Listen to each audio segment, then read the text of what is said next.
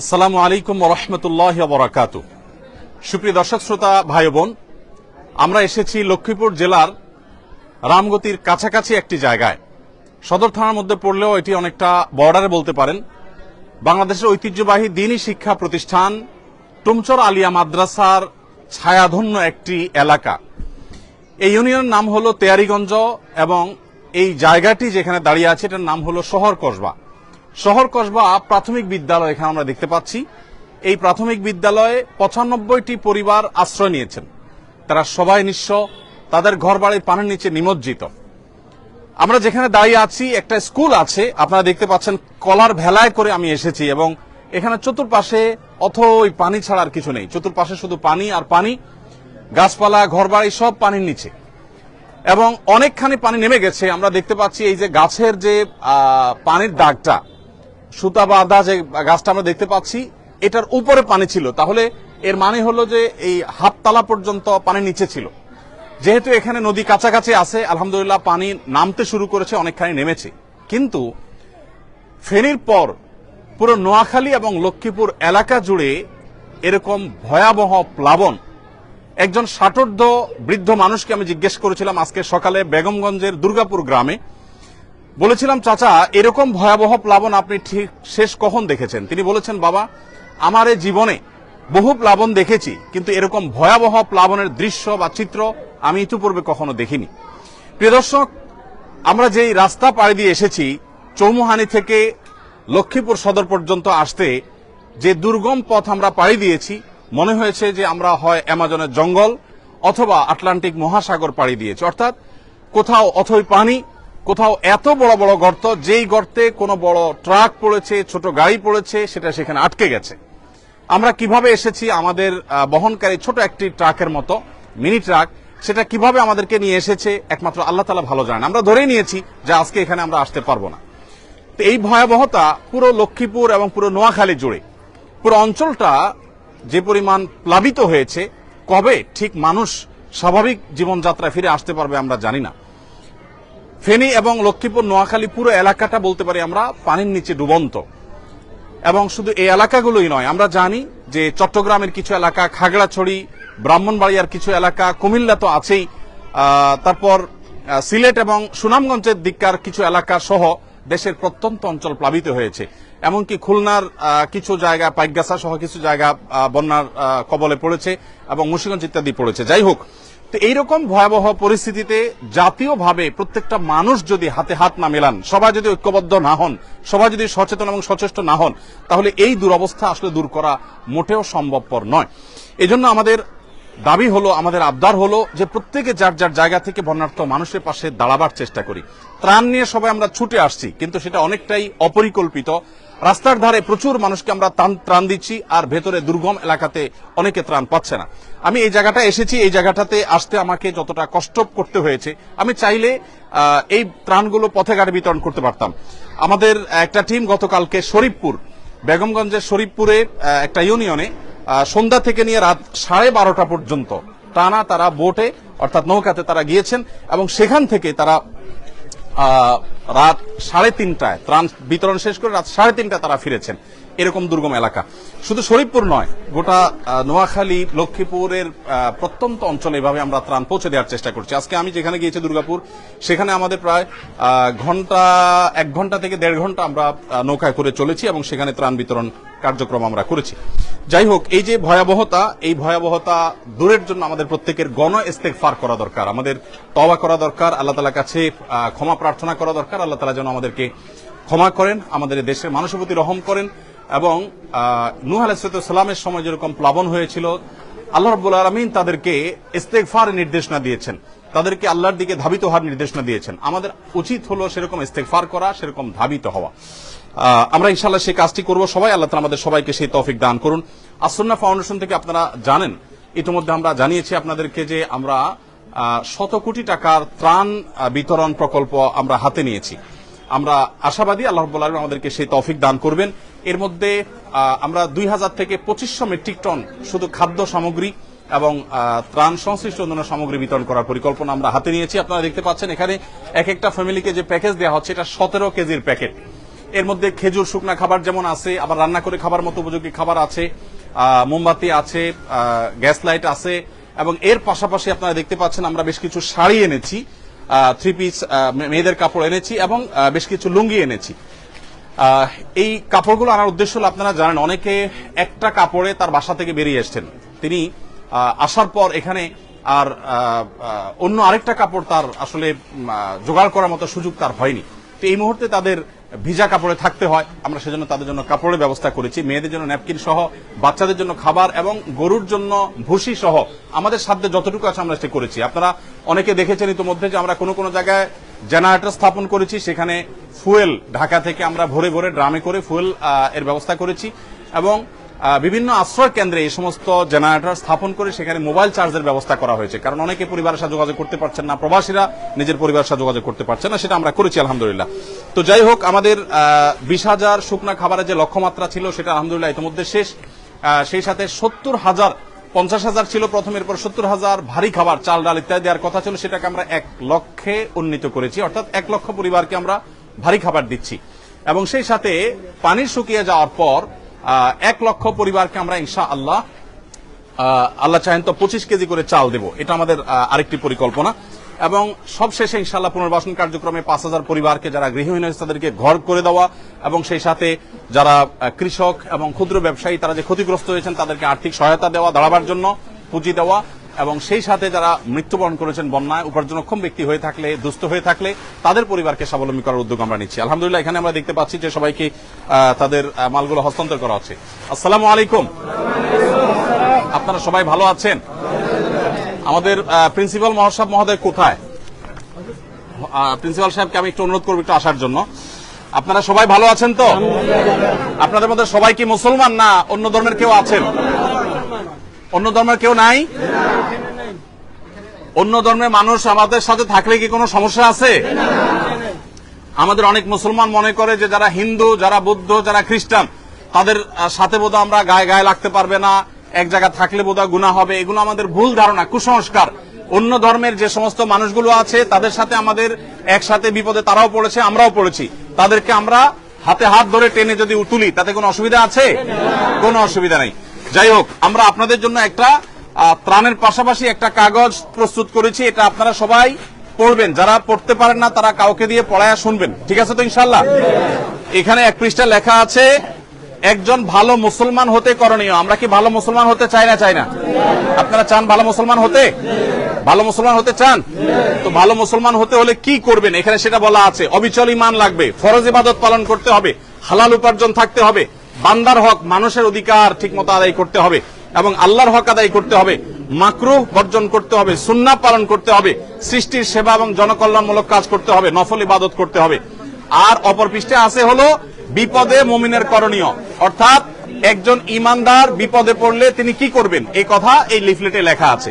তো এই লিফলেটটা আপনাদের সবাইকে একটা করে আমরা দিচ্ছি ইনশাআল্লাহ। আমাদের ভলান্টিয়ারদেরকে আমরা বলবো একটা করে লিফলেট দেওয়ার জন্য। একজন ভলান্টিয়ার এদিকে আসো, একটা করে লিফলেট সবাইকে দিয়ে দাও। বাকি লিফলেট গুলা কই? হ্যাঁ, তুমি যাও ভাইয়ের সাথে। আচ্ছা, ও দিয়ে দেখ, তুমি অন্য কাজ করো, তুমি দিতে থাকো।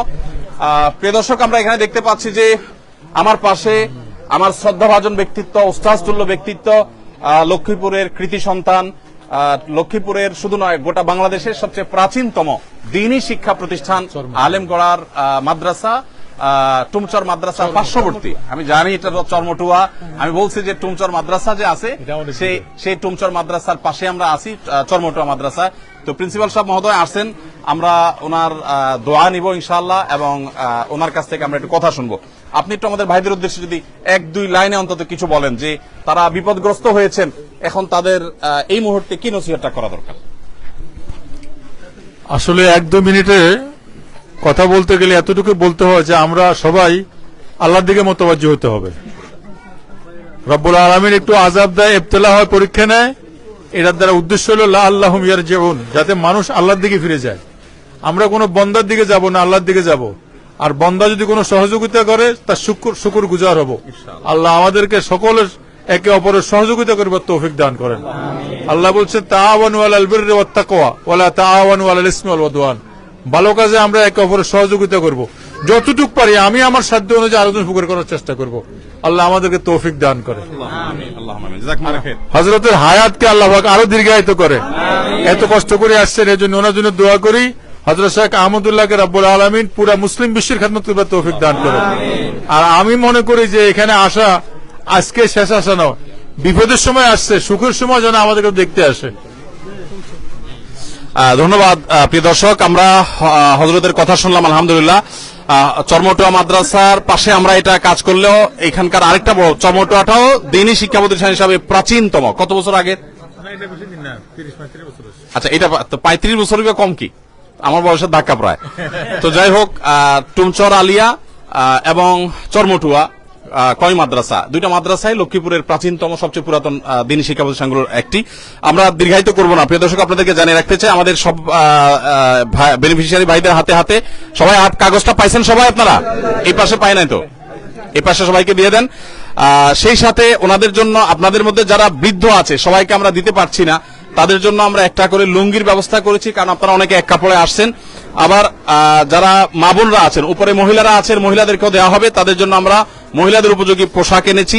ইনশাআল্লাহ শিশুদের উপযোগী কিছু পোশাকও আমরা দেব, এবং মহিলাদের একান্ত যে সমস্ত আপনার প্রোডাক্টের প্রয়োজন হয়, বাচ্চাদের কিছু প্রোডাক্টের প্রয়োজন হয়, সেগুলো আমরা আলাদা করে রেডি করেছি। মা বোনদের পোশাকগুলো একটু এবং লুঙ্গিগুলো একটু দিয়ে দাও। লুঙ্গিগুলা কই? লুঙ্গির তালিকা কার কাছে? আসেন, হযরতের হাত দিয়ে দেন। হযরত আপনি এই পাশে দেন, এই পাশে দেন। জি জি, আচ্ছা আচ্ছা, এই সাইড লুঙ্গি। আচ্ছা, ওই সাইডে কি থ্রি পিস কারা বা মেয়েদের কাপড় কারা নেবেন? মেয়েদের কাপড়টা কারা নেবেন? আচ্ছা, এগুলা দিয়ে দাও, তোমরা দিয়ে দাও, যারা যারা পাবে তাদেরকে দিয়ে দাও। আমি একটু কথা বলি। ঠিক আছে, আমি একটু কথা বলি।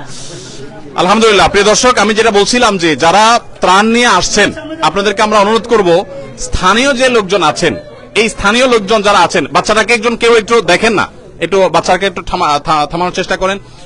বলছিলাম যে যারা ত্রাণ নিয়ে আসছেন ফেনী, লক্ষ্মীপুর, নোয়াখালী, কুমিল্লা বা যে কোনো এলাকাতে, আপনাদেরকে আমরা অনুরোধ করছি যে আল্লাহর ওয়াস্তে আপনারা স্থানীয়ভাবে যারা আছে এই স্থানীয় লোকজনের সাথে আপনারা যোগাযোগ করবেন, তাদের সহযোগিতা নেবেন। বাহির থেকে এসে নিজে হঠাৎ করে দিবেন, আপনি ত্রাণগুলো নষ্ট করে যাবেন, কাজে লাগবে না। এই জন্য স্থানীয় আলেম ওলামারা, সবচেয়ে বিশ্বস্ত ব্যক্তিবর্গ, তাদের সহযোগিতা নিতে পারেন, অথবা বিভিন্ন পর্যায়ের যে সমস্ত স্থানীয় ব্যক্তিরা আছে সৎ, তাদের সহযোগিতা আপনি নিতে পারেন। বিভিন্ন জায়গা থেকে আমাদের কাছে একটা আবদার আসছে, একটা আবেদন আসছে, সেটা হলো যে এগুলো মেয়েদের জন্য পোশাক না? হ্যাঁ, মেয়েদের জন্য, মেয়েদের পক্ষ থেকে তাদের পুরুষ মাহরাম যারা আছেন তারা এখানে পোশাক নেবেন। আলহামদুলিল্লাহ ভালো মানের পোশাক, একেবারে নতুন, মেয়েদের জন্য এগুলো দেওয়া হচ্ছে এবং ছেলেদের জন্য লুঙ্গি দেওয়া হচ্ছে। আমি যেটা বলছিলাম যে বিভিন্ন জায়গা থেকে আমরা একটু নীরবে থাকি, আওয়াজ না করি। আমরা যেটা বলছিলাম যে অনেক জায়গা থেকে আমাদেরকে বলা হচ্ছে অমুক এলাকাতে দুর্গম জায়গা, সেখানে ত্রাণ পৌঁছে নেয়, আপনারা চলে যান। সারাদিন সারা রাত যতক্ষণ জেগে থাকি ততক্ষণ মোবাইলে এই তথ্যগুলোকে আমাদের টিমের কাছে আমরা ফরওয়ার্ড করে থাকি, অনবরত তাদের কাছে আমরা এগুলো দিতে থাকি এবং তারা সেগুলোকে যথাস্থানে তারা পৌঁছে দেওয়ার চেষ্টা করে। ইতোমধ্যে গতকাল থেকে সৌদি আরব থেকে একটা SMS আসছে আমার কাছে এবং বলা হলো যে ফেনীর শহরে একটা হিন্দু পরিবার, তারা অত্যন্ত কষ্টের মধ্যে আছে। ফেনী শহরের এখনো কিছু কিছু জায়গা বিদ্যুৎ নাই, পানি নাই, সেখানে ভয়াবহ অবস্থা বিরাজ করছে। আলহামদুলিল্লাহ আজকেই আমাদের টিমের সদস্যদেরকে বলেছি সবার আগে খুব গুরুত্বের সাথে তাদের বাসায় এগুলো পৌঁছে দাও এবং তাদের প্রাইভেসি যাতে কোনোভাবে নষ্ট না হয়, সেভাবে শুধু দরজা খোলার পর দরজার সামনে রেখে চলে আসবা। তো আলহামদুলিল্লাহ আমরা আমাদের সাধ্য অনুযায়ী চেষ্টা করছি, কিন্তু এখানে কিছু ভুল হচ্ছে। সেটি হলো অনেকে আছেন যারা দূর থেকে না জেনে তারা এই তথ্যগুলো দিচ্ছেন, ইনফরমেশন দিচ্ছেন, আসলে তথ্যগুলো সঠিক নয়। যেমন দেখা গেল যে যাকে সাহায্য করতে বলছেন তিনি আসলে ইতিমধ্যে পেয়েছেন সাহায্য, অথবা তিনি সেই জায়গায় নাই, হয়তো কখনো দরকার হয়েছে এবং সেটা সলভ হয়ে গেছে, কিন্তু সোশ্যাল মিডিয়াতে পেয়ে আমরা সেটাকে গণহারে প্রচার করে বেড়াচ্ছি। এতে আমাদের যে ভলান্টিয়াররা আছে যারা কাজ করছে তাদের সময় নষ্ট হয়, তাদের এফিসিয়েন্সি নষ্ট হয়। এই বিষয়টা আমরা একটু বিশেষভাবে খেয়াল রাখবো। আরেকটা জিনিস আমরা মনে রাখি যে আসুন্নাহ ফাউন্ডেশন সারা দেশের প্রত্যেকটা বন্যা কবলিত এলাকায় পৌঁছে যাওয়ার চেষ্টা করছে। আপনারা আমাদেরকে তথ্য দিয়ে সাহায্য করছেন, আমরা সেজন্য আপনাদের শুকরিয়া জানাই, কিন্তু আমরা আমাদের জায়গা থেকে কোনো ত্রুটি করছি না। আপনাদেরকে আমি আশ্বস্ত করতে চাই, ফেনী, লক্ষ্মীপুর, নোয়াখালী, কুমিল্লাতে শুধু নয়, আমাদের মাল আগামীকালকে ইনশাআল্লাহ খুলনার পাইকগাছে পৌঁছে যাবে। গতকালকে 3টা লরি মাল আমাদের 3টা লরি মাল সেনাবাহিনীর মাধ্যমে আমরা পাঠিয়েছি, তার একটা গেছে সিলেটে, একটা গেছে কুমিল্লাতে, আরেকটা গেছে চট্টগ্রামে। অর্থাৎ বন্যা কবলিত প্রত্যেকটা এলাকাতে আমরা চেষ্টা করেছি আমাদের সাধ্য অনুযায়ী ত্রাণ সামগ্রী দেওয়ার। আর এর বাইরে আমাদের সাধ্যের বাইরে যেগুলো আছে সেগুলোতে সেনাবাহিনীর সহযোগিতা আমরা নিচ্ছি। অর্থাৎ যেখানে আমরা রিমোট এরিয়া যেতে পারছি না, সেনাবাহিনীর কাছে আমরা গতকালকে আমি 3 ট্রাক মালামাল, 3টা কাভার্ড ভ্যান ভর্তি মালামাল হস্তান্তর করেছি। তার আগে 2 ট্রাক মালামাল আমি মহিপাল সেনা ক্যাম্পে হস্তান্তর করেছি। প্রতিনিয়ত যাচ্ছে। আমাদের কাজের পরিমাণটা যদি আমি আপনাদেরকে বলার চেষ্টা করি, আমাদের কাজ হলো প্রায় গত পরশুদিন আমাদের 16টা কাভার্ড ভ্যান এবং ট্রাক ভর্তি মালামাল বোঝাই হয়েছে। সারাদিন কাজ করার পর শত শত মানুষ ঢাকায় কাজ করছে বন্যার্ত মানুষের জন্য। এবং গতকালকে 16টি হয়েছে, আজকেও ঠিক একইভাবে 13 থেকে 16টি ট্রাক কাভার্ড ভ্যান ইনশাআল্লাহ ফিল আপ হবে এবং এগুলো দুর্গত এলাকাগুলোতে চলে যাবে। যাই হোক, তো আমরা আমাদের সাধ্য অনুযায়ী চেষ্টা করে যাচ্ছি এবং বন্যা পরবর্তী পুনর্বাসনটাকে আমরা খুবই অর্গানাইজ ওয়েতে খুব ভালোভাবে করার চেষ্টা করব। আল্লাহ আমাদেরকে তৌফিক দান করুন। লিফলেট দিয়েছো সবাইকে? আচ্ছা, পোশাক কি সবাই হয়েছে? মানে যাদের লিস্টেড তাদেরকে শুধু দিলে হবে। লিস্টেড সবাই পাইছে কিনা? যাদের প্রয়োজন লিস্ট করা হয়েছে যে তারা পেয়েছে? মাশাআল্লাহ, মাশাআল্লাহ, জাযাকুমুল্লাহ খায়ের, পাবেন। ভাই সকল, আপনাদের সবাইকে আমি বলছি, বিপদ আপদ কার থেকে আসে বলেন তো? আল্লাহর পক্ষ থেকে আসে। তো যে আল্লাহর পক্ষ থেকে বিপদ আসে, সেই বিপদ দূর করার জন্য আমরা কার কাছে দোয়া করব? আল্লাহর কাছেই দোয়া করব, তাই না? মনে রাখবেন, দুনিয়ার বিপদ দূরের জন্য আপনার বিপদ হয়েছে, আমি পাশে দাঁড়াইছি। আমার বিপদ হয়েছে, আপনি পাশে দাঁড়াবেন। মরার পরে যদি বিপদে পড়ি আমরা, সেই বিপদে কেউ আপনার পাশে দাঁড়াতে পারবে? তাহলে সেই ক্ষেত্রে মরার পর আখিরাতে যাতে বিপদে পড়তে না হয়, এজন্য আমাদের ঈমানটা ঠিক করতে হবে, আল্লাহর প্রতি বিশ্বাস, ইয়াকিন ঠিক রাখতে হবে এবং সেই সাথে 5 ওয়াক্ত নামাজ ঠিক মতো পড়তে হবে। 5 ওয়াক্ত নামাজ পড়বো তো সবাই ইনশাআল্লাহ? কখনো মিথ্যা বলা যাবে না, কোনো মানুষের ক্ষতি করা যাবে না, কারো হক মারা যাবে না, বোনদের হক দিয়ে দিতে হবে, স্ত্রীর হক দিয়ে দিতে হবে, স্ত্রীও স্বামীর হক আদায় করতে হবে, কারোর প্রতি জুলুম করা যাবে না, ঝগড়া মারামারি করা যাবে না, তাহলে ভালো মুসলমান হওয়া যাবে। এই কাগজটাতে সবকিছু লেখা আছে, এগুলো আপনারা ভালো করে পড়বেন। আসুন্নাহ ফাউন্ডেশন আমাদের সাধ্য অনুযায়ী আপনাদের পাশে আমরা আছি। আমাদের ভলান্টিয়াররা রাত দিন পরিশ্রম করছে। এই যে মফিজ ভাই আসুন্নাহ ফাউন্ডেশন একজন শুভাকাঙ্ক্ষী, তিনি একইভাবে অর্থ দিয়ে সাহায্য করেন, আবার শ্রম দিয়ে সাহায্য করছেন। এরকম বহু লোক সারা দেশে আমাদের আছে, তারা গোটা দেশব্যাপী ঝাঁপিয়ে পড়েছে সমস্ত কাজকাম বাদ দিয়ে আপনাদের কিভাবে কষ্ট দূর করা সেজন্য আমরা চেষ্টা করছি। আপনারা আমাদের জন্য দোয়া করবেন তো ইনশাআল্লাহ? আমাদের যে সমস্ত ডোনাররা আছে, যারা টাকা দিয়েছেন, সেই টাকাটা দিয়ে আমরা মালগুলো কিনে, আবার আমাদের স্বেচ্ছাসেবকরা কষ্ট করে পরিশ্রম করে এগুলো প্যাকেট করেছেন, সেগুলো আপনাদের কাছে নিয়ে আসছি। আপনারা আমাদের সবার জন্য দোয়া করবেন ইনশাআল্লাহ। আর আপনাদের জন্য আমরা দোয়া করি, আল্লাহ আপনাদের কষ্টকে দূর করে দেন এবং লাঘব করে দেন। আল্লাহ তাআলা দুনিয়াতে যেরকম আপনাদের বিপদে আপনাদেরকে সহায়তা দিচ্ছেন, আল্লাহ যেন আখিরাতে বিপদ থেকে আমাদের সবাইকে উদ্ধার করেন, বলেন আমিন। লক্ষ্মীপুর, নোয়াখালী এলাকার মানুষ, কুমিল্লা, ফেনী এলাকার মানুষ দিনদার, ধার্মিক হয়ে থাকে, নামাজি কালামি হয়ে থাকে। আমরা সবাই সেটা যেন খেয়াল রাখি, আমরা যেন ভুলে না যাই। মনে রাখবেন, আল্লাহর আযাব যদি হয় তাহলে কিন্তু মানুষ সে আযাবে ধ্বংস হয়ে গেলে তার জাহান্নাম নিশ্চিত। বন্যার পানি এটা আযাব হিসাবে আসছে এমনটি জরুরি নয়। হতে পারে আল্লাহ আমাদের পরীক্ষা করছেন, হতে পারে আমাদের গুনাহ মাফ হবে, কিন্তু আমাদের সবর করতে হবে। কি করতে হবে? আপনাদের মধ্যে যারা উপযুক্ত, যাদের ঘর বাড়ি ভেঙে গেছে, শেষ হয়ে গেছে, আমরা আসুন্নাহ ফাউন্ডেশন থেকে তাদেরকে ঘর করে দেওয়ার জন্য টাকা পয়সা এবং টিন দেব ইনশাআল্লাহ। এবং যাদের কৃষক, কারো গরু মারা গেছে, ছাগল মারা গেছে, কারো ক্ষেত খামার নষ্ট হয়েছে, আমরা তাদের জন্য চেষ্টা করব, তথ্য উপাত্ত করে যাচাই বাছাই করব। শুধু আবেদন করলেই হবে না, যদি সত্য কেউ তথ্য দিয়ে থাকে, মিললে আমরা ইনশাআল্লাহ তাদেরকেও নগদ অর্থ সহায়তা করব। ততএব আপনাদেরকে শুধুমাত্র আমরা এই যে কিছু চাল দিলাম এটাই শেষ না, এরপরে আবার 25 কেজি করে চাল আমরা দেব যারা গরিব, অভাবী, দুস্থ, তাদেরকে পানিটা শুকালে আমরা সবার ঘরে ঘরে এটা পৌঁছায় দেব। কিন্তু শর্ত হলো সত্য তথ্য দিতে হবে। যে মিথ্যা কথা বলে তার সাথে আমরা নাই। সত্যবাদীর সাথে আল্লাহও আছে, আমরাও আছি। আর মিথ্যাবাদীর সাথে আল্লাহও নাই, আমরাও নাই। মিথ্যা মানুষকে ধ্বংসের দিকে নিয়ে যায়। আমরা কখনো মিথ্যা বলবো না। ত্রাণ কেন, গোটা পৃথিবীর বিনিময়ে মুসলমান মিথ্যা বলতে পারে? অতএব আমরা শক্ত থাকবো তো ইনশাআল্লাহ।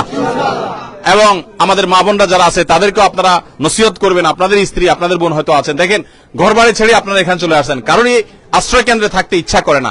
কিন্তু মনে রাখবেন, আল্লাহ রাব্বুল আলামিন যে আমাদেরকে ভালো রেখেছেন, আশ্রয় কেন্দ্রে আমরা যে থাকতে পেরেছি। বহু মানুষ আছে আশ্রয় কেন্দ্রে নাই। ফেনীর পরশুরাম, ছাগলনাইয়া এলাকা, এই সমস্ত এলাকাগুলোতে এমন ভয়াবহ অবস্থা বিরাজ করছে যে সেখানে দোতলার ছাদে, 3 তলার ছাদে মানুষ আজকে 4-5 দিন ধরে আছে, বৃষ্টির মধ্যে ভিজতেছে, খানা নাই, কিছু নাই, 4 দিন 5 দিন, এবং তাদেরকে কেউ যায় উদ্ধার করতে পারে। সেনাবাহিনী অনেকে উদ্ধার করতেছে, কিন্তু অনেককে এখন উদ্ধার করা সম্ভব হয় নাই, ওখানে আছে। আমি যে গাড়িতে এসেছি সেই ট্রাকের ড্রাইভার সাহেব বলেছেন আমি দেখেছি লাশ ভেসে গেছে আমার চোখের সামনে দিয়ে। তো তার তুলনায় আল্লাহ আমাদেরকে ভালো রাখছেন না? আমরা সর্বাবস্থা আল্লাহর কাছে শুকরিয়া আদায় করবো, আলহামদুলিল্লাহ। আল্লাহ আমাদের সবাইকে ভালো রাখুন। প্রিয় দর্শক, আমরা শেষ করব।